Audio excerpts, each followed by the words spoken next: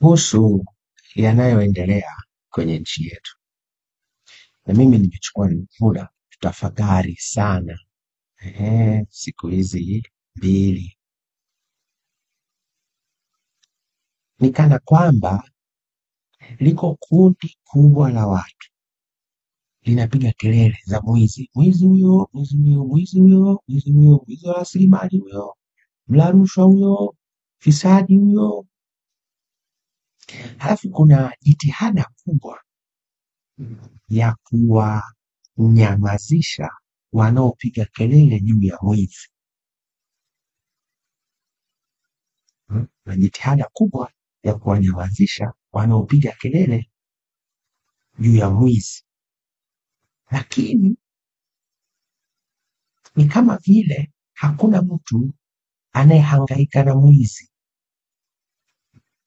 Mwizi anaendelea na maisha yake. Mimi niulize swali,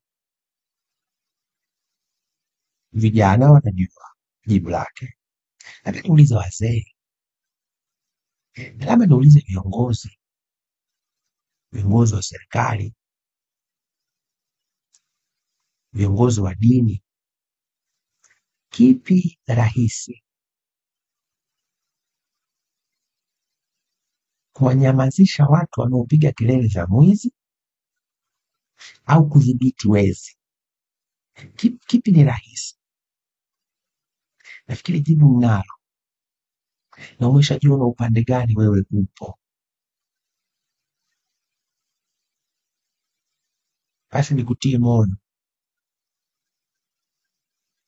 kwa upande uliochagua, maana huko ndiko utakapopata fungu lako binafsi jema. Mimi Humphrey Hesron Polepole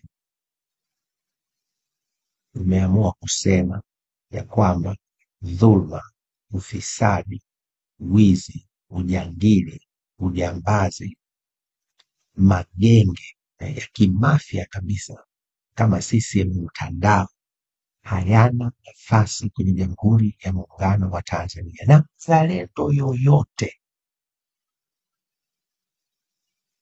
atasimama katika hilo.